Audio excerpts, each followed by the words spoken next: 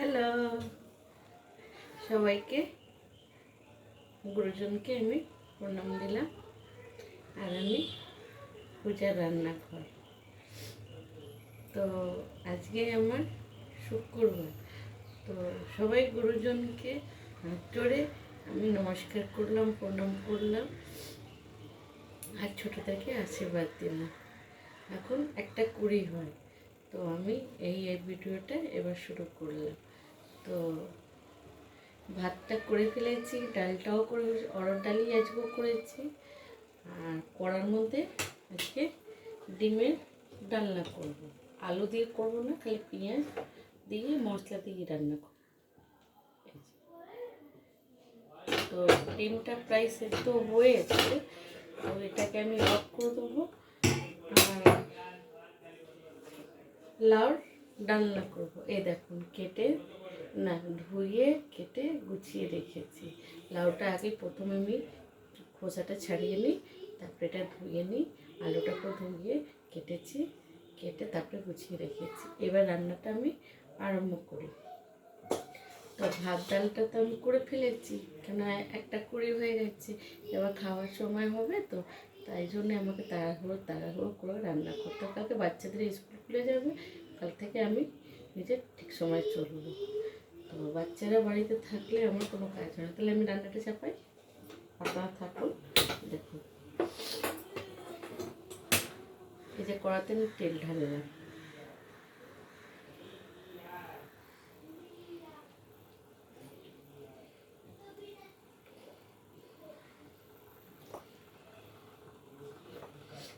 তো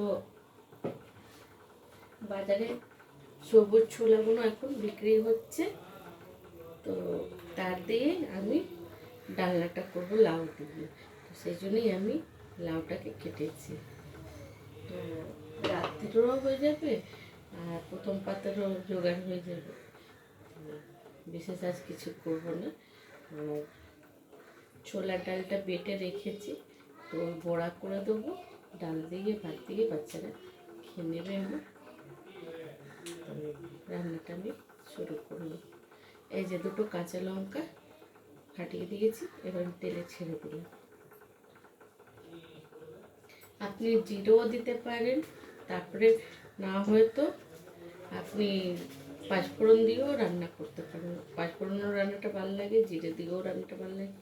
জিরে দিয়ে করবেন তো পেঁয়াজ টিয়াজ দিয়ে করবেন, খুব ভালো লাগবে। কচি লাউ দিয়ে, পেঁয়াজ দিয়ে আর টমেটো দিয়ে কি দারুণ লাগবে। জলখাবারে আপনি খেয়ে দেখবেন, করে খুব ভালো লাগবে।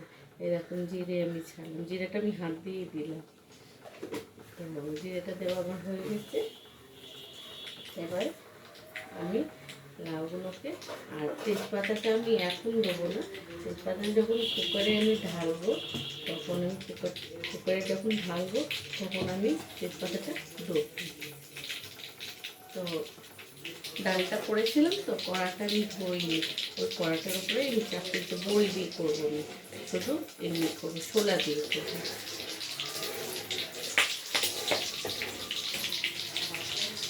এই যে আমি এবার ছেড়ে দিই এক এক করে।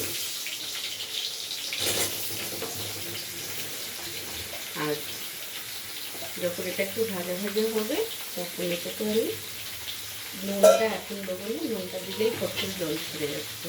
তো একটু একটু করে ওই জিরে গুঁড়ো, ধনে গুঁড়ো দিতেও পারো, নাও দিতে পারো, কোনো আপত্তি নেই। তাও একটু যেহেতু টেস্ট বাড়াবার জন্য দেয়। আমি টমেটো দেবো, একটু একটু করে সব মশলাগুলো দিয়ে দেবো।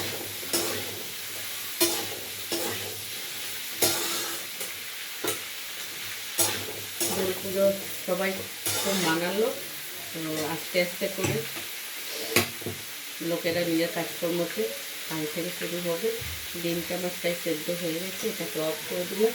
ডিমটাকে একটু ঢেকে দিই, ততক্ষণ এটা ঢাকাটা থাকো, ততক্ষণ আমি হলুদ দিয়ে দিচ্ছি।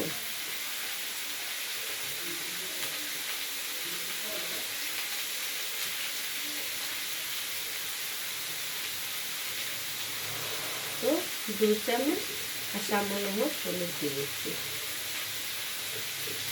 এবার আমি এক এক করে মশলাগুলো আমি অ্যাড করব।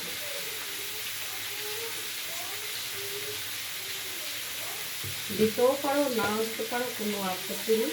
তাও আমি মশলাটা আমি একটু করে করে সবাই দিয়ে দিচ্ছি। এই তো 1 চামচ ধনে গুঁড়ো দিয়েছি, 1 চামচ জিরে গুঁড়ো, এই 1.5 চামচ দিলাম।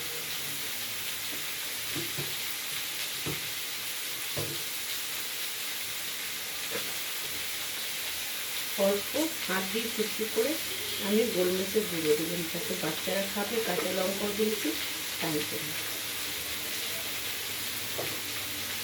এবার আমার এগুলো হয়ে গেছে। এবার আমার কাটা টমেটো কুচি করে রেখেছি, ওগুলো আমি ছেড়ে দিচ্ছি।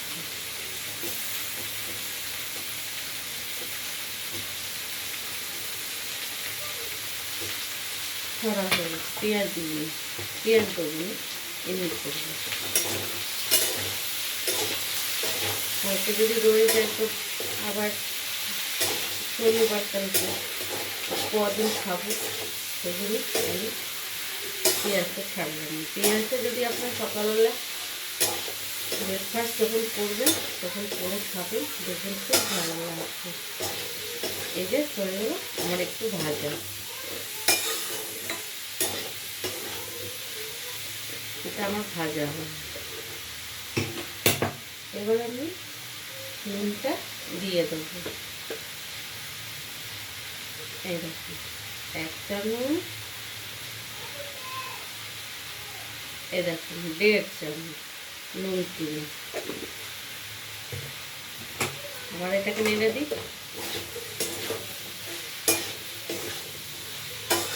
আর শেষেতে কুকারে ঢেলে দেবো, তখন ছোলাটা আমি দিয়ে দেবো। নাহলে চেপটা চেপটা ছোলাগুলো সেদ্ধ হবে না, কড়া হয়ে যাবে। এখন আমি দেবো না, তখনই দেবো।